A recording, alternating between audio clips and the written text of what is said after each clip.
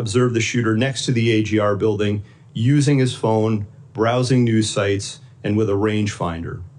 At approximately 5:38 p.m., the photo of the shooter taken earlier was sent to local SWAT operators in a text message group.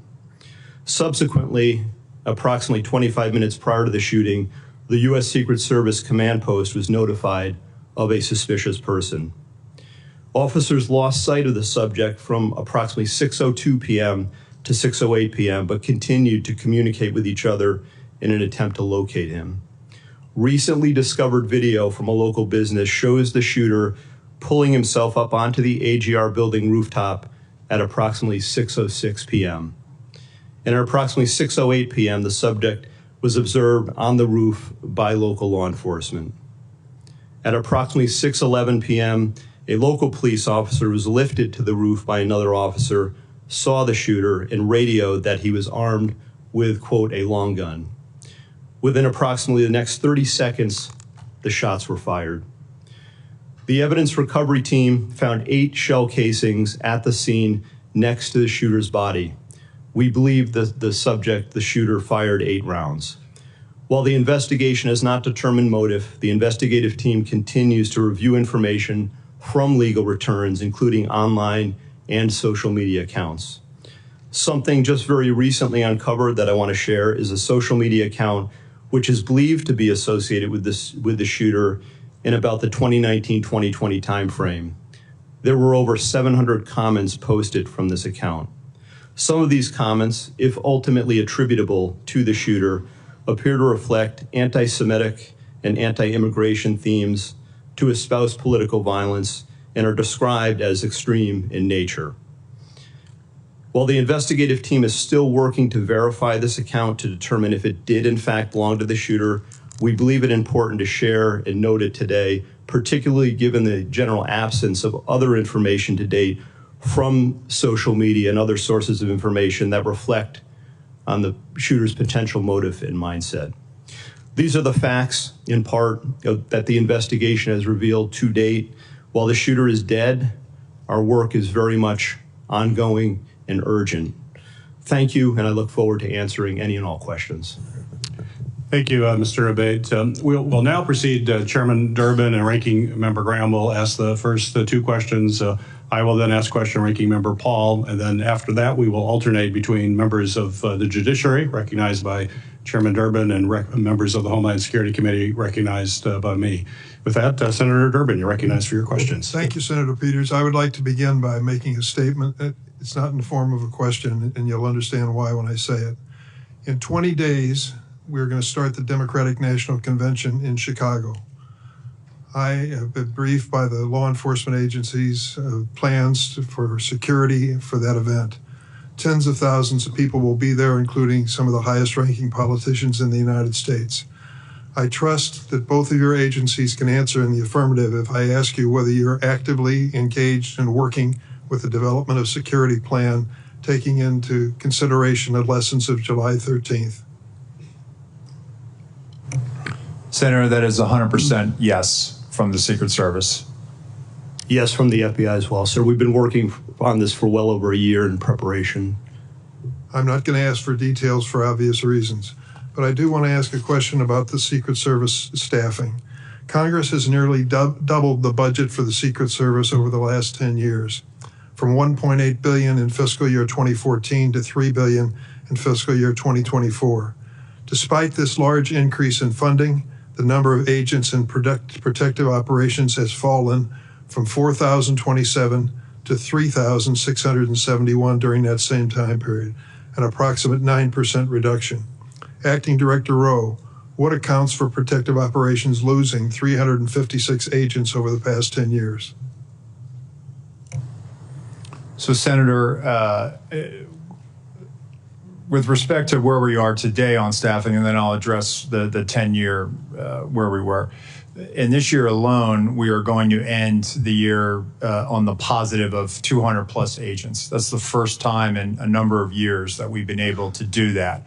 Part of that was gaining some efficiencies in our hiring process. But what I want to re-emphasize is that we have not dropped standards. Only 2% of every applicant actually makes it through the hiring process. We are filling our classes at the Federal Law Enforcement Training Center, and we are doing this ramp up as part of what lies ahead of us with the LA Olympics in 2028. With respect to what has happened in years prior, this is a difficult and challenging job, being a Secret Service agent. Living your life by somebody else's schedule, constantly away from your family, constantly having to meet increased operational and investigative demands, which we gladly do, but it's not for everyone. And I think there are times where people have to make tough choices and they decide to leave the agency.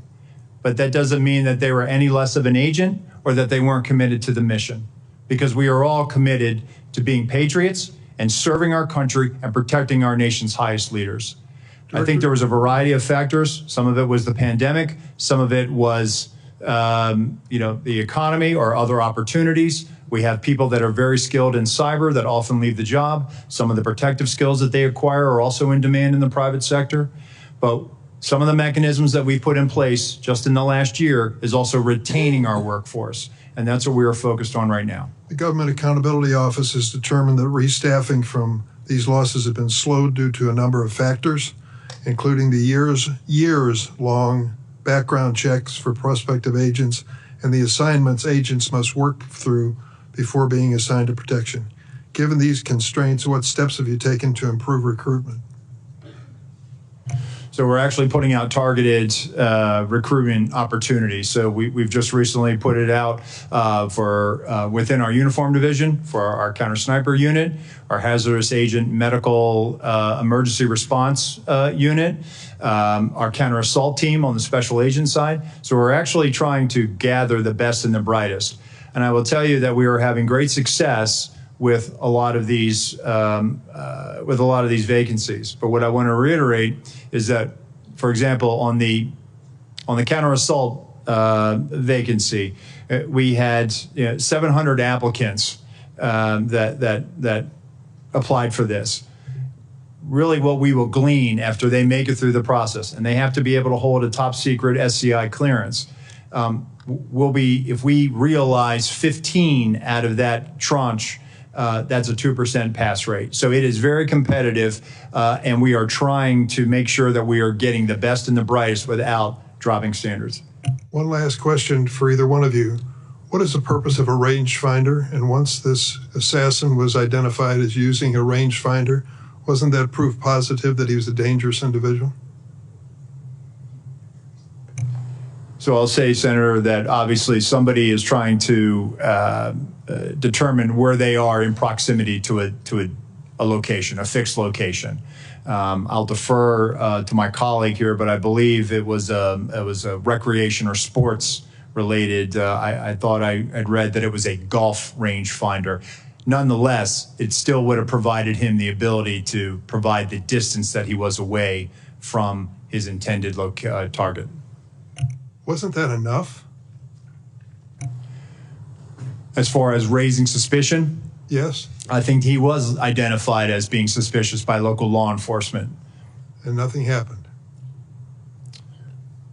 Well, I know that local law enforcement was attempting to locate him. Thank you, Mr. Chairman. Ranking Member Graham. Thank you. Let's go back to the resources. Do you need more money? Senator, listen, there isn't a single branch, or a single agency in the executive branch that needs more money. Everyone would take more resources. We've had a great relationship with the Department of Homeland Security, the Office of Management and Budget. Do you feel constrained to ask for more resources by anybody? No, sir, we don't. And actually, we have a great relationship with our appropriators and obviously the authorizing committees, and they have always looked out for the Secret Service. So I would encourage you to think big when it comes to resourcing the department in light of what happened here. At the time of the shooting, the Iranians were threatening high-level American officials, including President Trump, right? Senator, it's widely known. Right? FBI? Yes, Senator, that's That's 100% Did that correct. factor into the security footprint? So, Senator, what I will say is that it is widely known that the Iranians do not like us. I would refer you to the National Well, it's not Security. that they don't like us. They threaten to kill certain people, Yeah. and they named them. Correct, sir. But I can't publicly It's not comment. like, I hate America. I'm going to kill these 3 guys. Right. I cannot publicly comment, sir, on. Well, they on- publicly comment on it. I mean, it's not But what. Senator, what I'm trying to say is I cannot publicly comment Okay. on what Fair enough. intelligence, but I can enough. assure you that we do a threat-based protective model. I'd like to have that model provided to the committee. Could you do that? Yes, sir. Could you also give us the protocols that are in place to secure a site like this? Yes, sir. Okay, thank you. One, the protective detail around President Trump, I know them all very well. They're brave men and women. And these questions is not to belittle anybody. They're trying to find out how the system fails so badly. You say you're not reluctant to ask for more money. What do we need to do to make it easier to hire people without lowering our standards? I mean, I know it's a hard job. Can we do anything to help you? So I think we're willing to take that back, sir. I think we're working on our time to hire. Well, if you had more people, you'd have more time off. That's true, sir. Okay, Yes. well, let's get more people, more time off. These are tough jobs. I mean, people on this committee know. Yes, I don't sir. know how they hold a family together doing what they're doing. It's the military really on steroids. The encrypted app. Paul, can you tell us about these apps? Have they been broken into? The guy had some apps that were encrypted. I think we've experienced a range of returns on this. Some of the applications that he was using online were encrypted in nature. Some of the email accounts. Have we that broken into them? We've received returns. There are some that we have not been able to get information back because of their encrypted nature. Is there any way to solve that problem? Sir, Senator, we've talked about this before.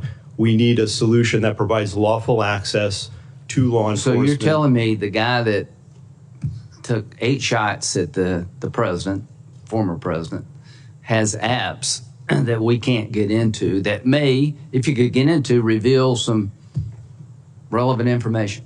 That is correct, Senator. So if he were talking to some foreign power, and I don't think any foreign power would hire this guy, by the way. So I'm not overly worried this was some great plot by the Iranians because they couldn't even think of this. However, there could come a day where something like this is very important. How do we solve this problem? Senator, as we've been saying, we need a solution that provides lawful access where when we go to So a you're company... telling me, I agree with you, I'm not blaming you. We have encrypted apps of an assassin, a murderer, and we can't get into them all these days after. That needs to be fixed, folks. I'm all for privacy, but to a point. What if, in the future, somebody's using these apps to communicate with a foreign power? I think we need to know these things. We need to know them in real time. So lessons learned is that everything failed. Corrective action, seems to me you need more money and more people. Accountability. At the end of the day, how many people do you think will be relieved of their duties, Mr. Rowe, because of this? Senator, I publicly cannot, and I cannot weigh in on that Sure. right now, right? It has to be a fair and neutral Absolutely. process. From a right? fair point of view, would you say this is a major system failure at every turn, and those in charge of the system in question, not only was it embarrassing, they failed? So, Senator, again, if there were policy violations, those individuals will be held accountable and they will be subject Just send to our us the table of policies if you could. penalties. Yes, sir, we you. will. But they will be held to our table of penalties, which Thank you. will include